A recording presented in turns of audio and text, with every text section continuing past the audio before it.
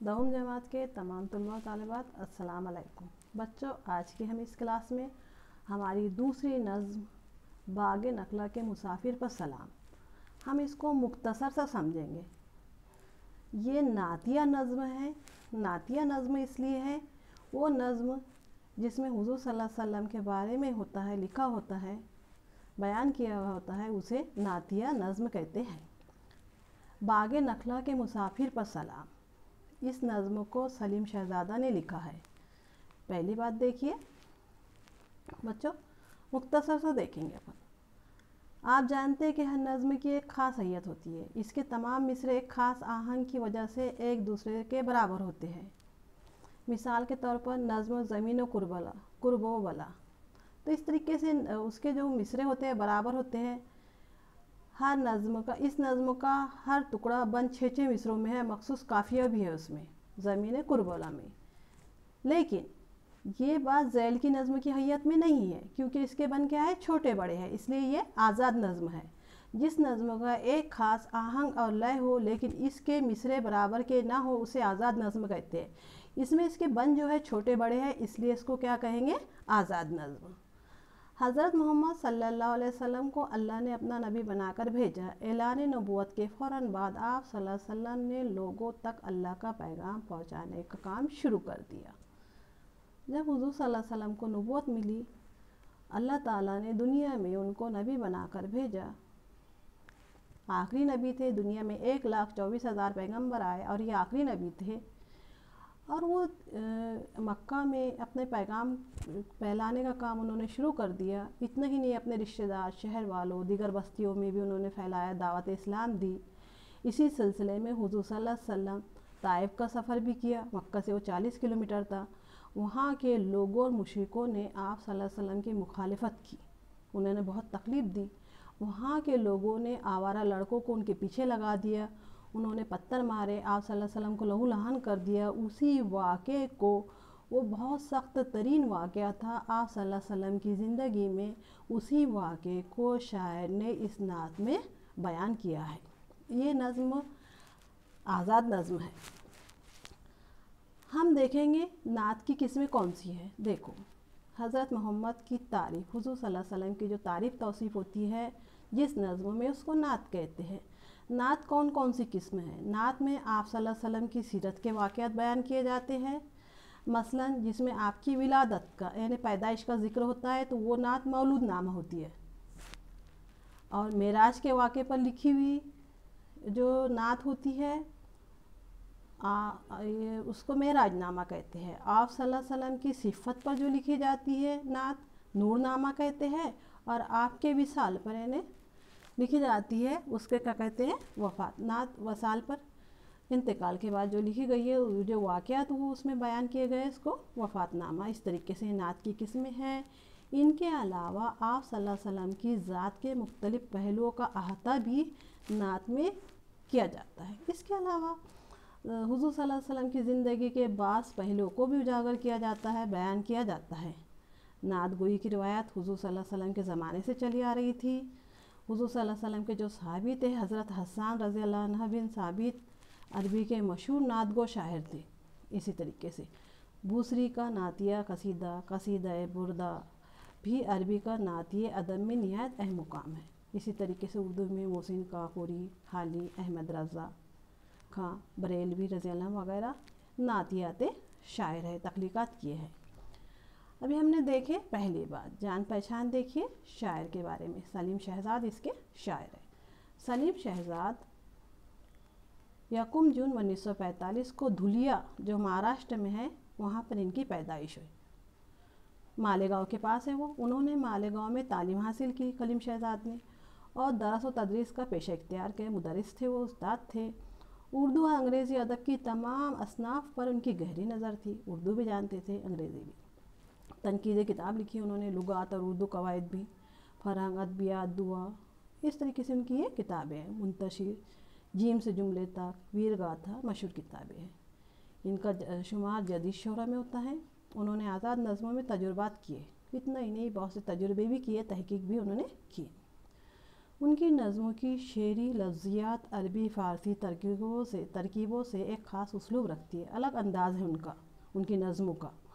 کیوں؟ کیونکہ عربی اور فارسی ترکیبیں استعمال کرتے ہیں۔ نظم دیکھیے پیج نمبر 62، کیا کہنا چاہتے ہیں شاعر، مختصر سا ہم سمجھیں گے اس کو۔ وہ اندھیروں میں اجالے بانٹنے نکلا تو مسموم آندھیا، اس کے چراغ شمس آسا کو بجھانے کے لیے گرداں ہوئی۔ وہ اندھیروں میں اجالے بانٹنے نکلا، وہ مراد حضور صلی اللہ علیہ وسلم پیارے نبی۔ تو اسی طرح جب اللہ تعالیٰ نے یہاں پر حضور صلی اللہ علیہ وسلم کو دنیا میں نبی بنا کر بھیجا اور وہ اپنے عزیز و رشتہ داروں میں اسلام پھیلانے لگے، دین کی دعوت پھیلانے لگے، اسی سلسلے میں وہ کہاں گئے؟ طائف بھی گئے۔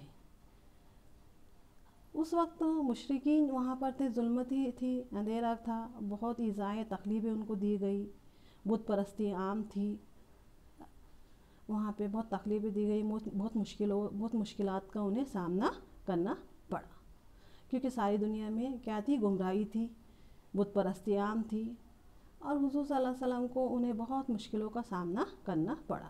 اور یہ تمام باتوں کو شاعر نے مسموم آندھیا کہا ہے، تکلیفوں کو، مشکلات کو، پریشانیوں کو۔ اس کے چراغ شمس آسا کو بجھانے کے لیے گرداں ہوئی، گرداں ہونا یعنی گردش ہونا، گھومنا، چراغ شمس آسا مراد سورج جیسا روشن چہرہ، اس کے چراغ شمسہ کو بجھانے کے لیے گرداں ہوئی۔ حضور صلی اللہ علیہ وسلم کے اس تعلیمات کو ختم کرنے کے لیے کیا ہوئی؟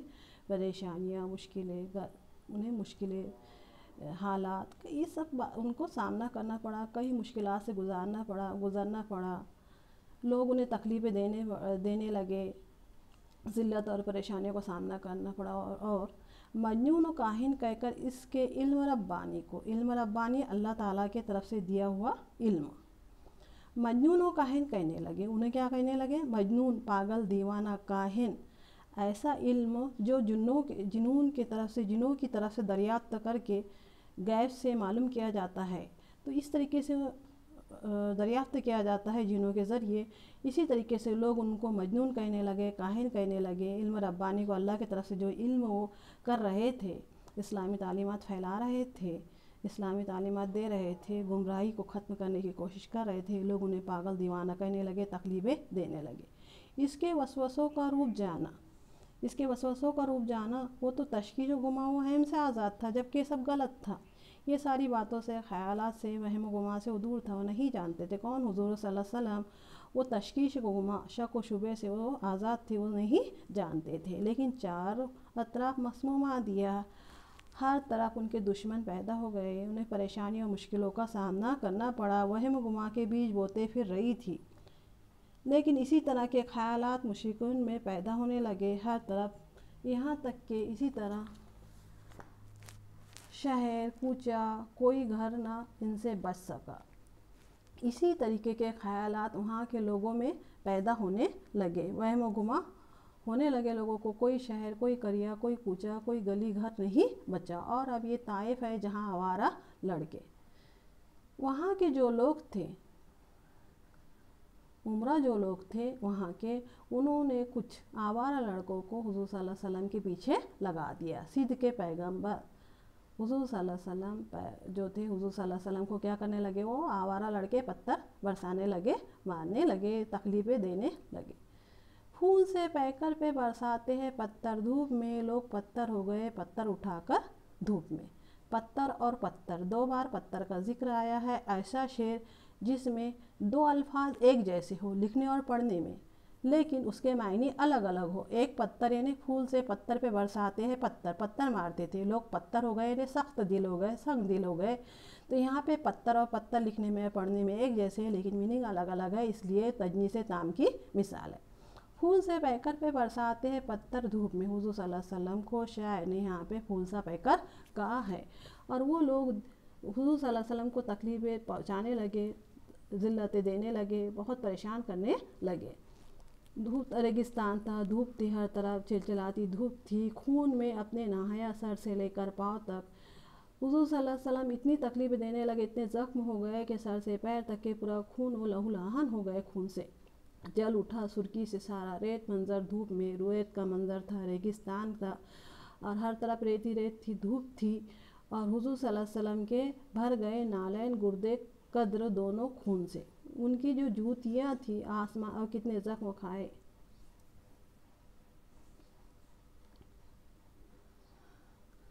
حضور صلی اللہ علیہ وسلم کی جو جوتی تھی حضور صلی اللہ علیہ وسلم سے آسمان کی عظمت جیسی جوتیاں رکھنے والی، ان کی جوتیاں بھی جو تھی پورے خون سے بھر گئی، اس قدر ان کو زخم ہو گئے پورے، اور لوگ تکلیفیں دینے لگے آوارہ لڑکے، اور کتنے زخم کھائے جس میں اطہر دھوپ میں۔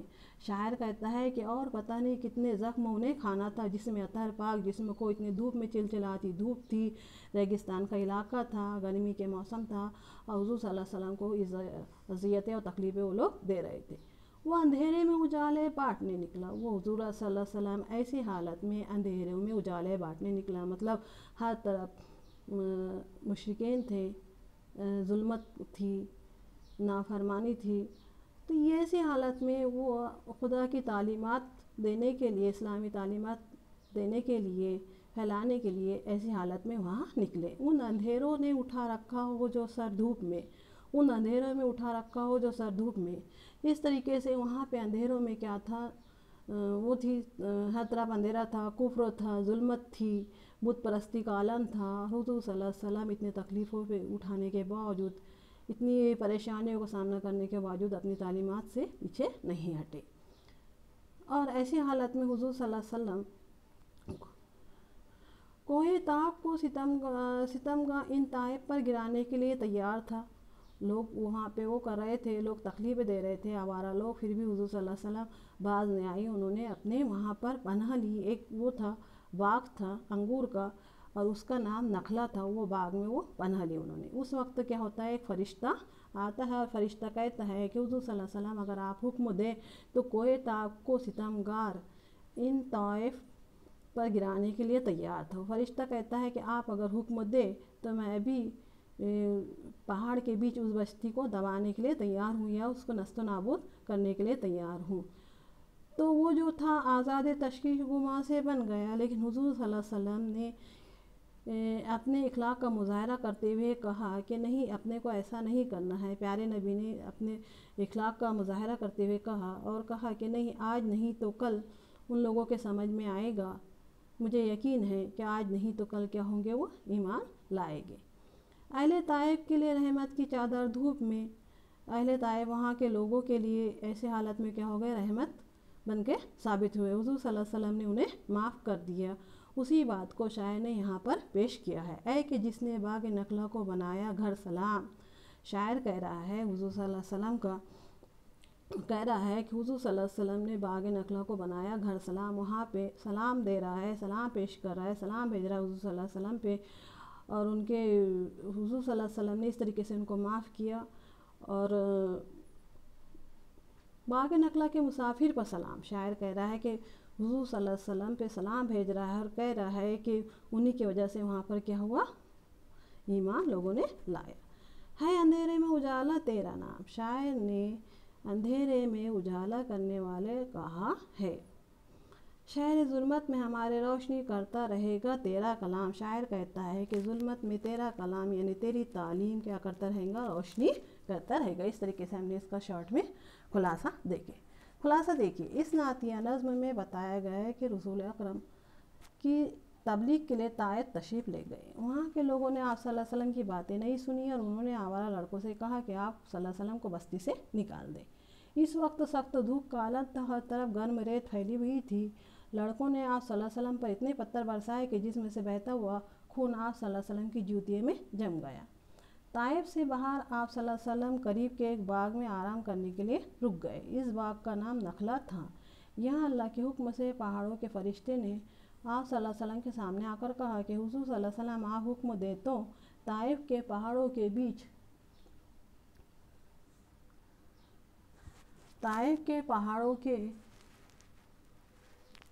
دبا دیا جائے۔ رسول اکرم صلی اللہ علیہ وسلم نے فرشتے کو ایسا کرنے سے روک دیا، اور اپنے عظیم اخلاق کا مظاہرہ کرتے ہوئے فرمایا کہ آج یہ لوگ میری بات نہیں مانتے، لیکن مجھے یقین ہے کہ ان کی اولاد اللہ پر ایمان لائے گی۔ شاعر نے नज़्म के आखिरी में सत्रों में रसूल अकरम पर सलाम भेजा और दुआ की है कि आपके कलाम की रोशनी से सारा आलम जगमगाता रहेगा। सवालात देखिए, मश्क देखिए। नज़्म के हवाले से ज़ैल की सरगर्मियों को हिदायत के मुताबिक मुकम्मल कीजिए।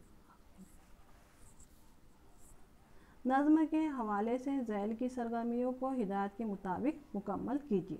नज़्म की सनफ़ का नाम लिखिए। पहला सवाल देखिए, नज़्म की सनफ़ का नाम लिखिए। कौन सी नज़्म है ये? नात है। दूसरा सवाल देखिए, नज़्म की हैयत का नाम लिखिए। दूसरा सवाल है आज़ाद नज़्म। कौन सी नज़्म है? आज़ाद नज़्म। तीसरा सवाल देखिए, नज़्म में आने वाले दो रदीफ़ और काफ़िये लिखिए। काफ़िया इसके आखिरी अल्फाज जो होता है नज़्म का, उसको कहते हैं। इसमें काफ़िया आया है धूप में। और रदीफ़ देखिए, सर है, मंज़र है, अतर है, घर है, इस तरीके से पत्थर है, ये क्या है? इसमें रदीफ़ है। चौथा सवाल देखिए, नज़्म के वाक़े को मुख्तसरन अपने अल्फाज में बयान कीजिए। नज़्म के वाक़े को मुख्तसरन अपने अल्फाज में बयान कीजिए। शायर ने बड़े ही खूबसूरती से इसमें हुज़ूर सल्लल्लाहु अलैहि वसल्लम के हिजरत के वाक़े को उसमें बयान किया है। जब वो कहाँ जाते हैं? ताइफ जाते हैं। वहाँ के लोग क्या हो जाते हैं? उनके दुश्मन हो जाते हैं। ऐलान नबूवत के बाद जब वो वहाँ पे जाते हैं, ताइफ जाते हैं, तो दुश्मन हो जाते हैं। हुज़ूर सल्लल्लाहु अलैहि वसल्लम आसपास के इलाक़ों में इस्लाम का पैगाम पहुँचाए। इसी सिलसिले में वो कहाँ गए थे? ताइफ भी गए थे। ये मक्का से 40 किलोमीटर था। वहाँ के उमरा जो थे, आवारा लड़कों को आप सल्लल्लाहु अलैहि वसल्लम के पीछे लगा देते हैं। वो पत्थर मारते हैं। हुज़ूर सल्लल्लाहु अलैहि वसल्लम जब थक जाते हैं तो वो गालियाँ देते हैं, तालियाँ बजाते हैं, गिरावे पकड़ के उठाते हैं, इस तरीके से चलने पर मजबूर करते हैं, तरह तरह से परेशान करते हैं। जब हुज़ूर सल्लल्लाहु अलैहि वसल्लम थक जाते हैं तो वो अंगूर के एक बाग में क्या हो जाते हैं?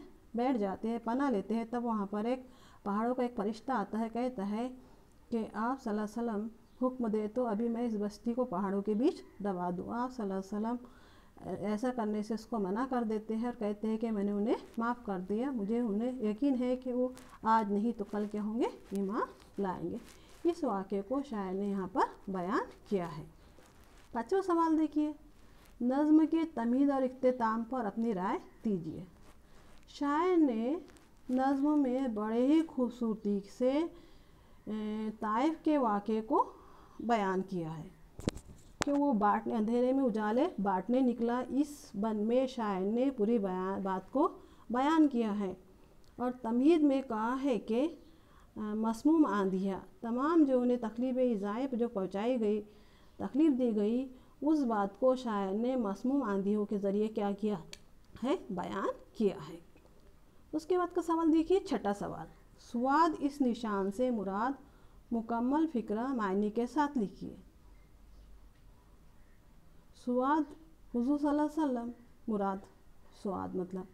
उसके बाद देखिए सातवां सवाल, ज़ैल की तरकीबें जिनके लिए इस्तेमाल की गई है कौन सी है? चिराग शम्स आसा, सिद्क़े पैगंबर, फूल सा पैकर, ये तीनों भी तरकीबें हुज़ूर सल्लल्लाहु अलैहि वसल्लम के लिए ली गई है, इस्तेमाल की गई है। आगे का सवाल देखिए, आठवां सवाल, लोग पत्थर हो गए, पत्थर उठाकर धूप में मिसरे की शेरी सनत लिखिए। पत्थर और पत्थर यहाँ पे 2 बार आया है, इसलिए क्या है? तजनी से ताम है। इसके मीनिंग अलग अलग है लेकिन लिखने और पढ़ने में एक जैसे हैं। ये तजनी से ताम की मिसाल है। 9वां सवाल देखिए, नज़्म से अपनी पसंद के शेर या मिसरे की तशरीह कीजिए। आपने नज़्म हमने समझा है, मुख्तसर से देखे हैं। आपको जो भी नज़्म का शेर पसंद है उसको लिखिए और क्यों पसंद है, क्या वजह है, वो वजह बयान कीजिए। 10वां सवाल देखिए, दर्ज झैल अल्फाज में से ऐसे अल्फाज नकल कीजिए जो नज़्म में शामिल नहीं है। यहाँ पर दिया हुआ है मसमूम, मासूम, कवाइफ, ताइफ, तशकीक, नालैन, माबैन, पैगंबर। अब यहाँ पे से कौन कौन से अल्फाज नहीं दिए हुए? मासूम नहीं है, कवाइफ नहीं है, तशकीक नहीं है, पैगंबर नहीं है, ये अल्फाज नहीं है। 11वां सवाल देखिए, शहर ज़ुल्मत में हमारे रोशनी करता रहेगा तेरा कलाम। मिसरे के खतकशिश अल्फाज के मुराद दी मायने लिखिए। 13 का मतलब आप सल्लल्लाहु अलैहि वसल्लम की हदीस मुबारका। उसके बाद देखिए 12वां सवाल, नज़्म से नुमाया होने वाली आप सल्लल्लाहु अलैहि वसल्लम की सिफ़ात लिखिए। कौन सी सिफ़ात है उनकी, कौन सी सिफ़ात बयान की गई है? आप सारी दुनिया के क्या थे? रहमतुल आलमीन। इसका जवाब है। आखिरी सवाल देखिए, ना से वाव अत्फ की मिसालें लिखिए। अभी हमने पढ़े हैं मजनून व काहिन, वहम व गुमान, मजनून व काहिन, गुमान व वहम और तशकीक व गुमान, ये लफ्ज़ यहाँ पर आए हैं। इस तरीके से हमारी मश्क ख़त्म हुई। मीनिंग देखिए, मुश्किल अल्फाज जो है मसमूम आंधियाँ, जहर भरी आंधियाँ, मुराद सख्त परेशानियाँ। चिराग शम से आसा, सूरज जैसा रोशन चिराग। तशकीक शक व शुबा, गर्दा होना, गर्दिश करना। इल्म रब्बानी, अल्लाह की तरफ से दिया हुआ इल्म। सिद्क़ के पैगम्बर, सच्चाई के पैगम्बर, मुराद रसूल अकरम सल्लल्लाहु अलैहि वसल्लम। रेत मंज़र, ए मंज़र जिसमें हर तरफ रेत नज़र आए। नालैन, गर्दों, कद्र यानी रसूल अकरम सल्लल्लाहु अलैहि वसल्लम की आसमान जैसी अज़मत रखने वाली जूतियाँ। जिसमें अतहर, रसूल अकरम का पाक जिस्म। सितमगारान ताइफ, ताइम के ज़ालिम लोग। अभी हमने मुख्तसर सा इसका खुलासा देखा। यहाँ पर हमारी नज़्म ख़त्म होती है। अल्लाह हाफ़िज़।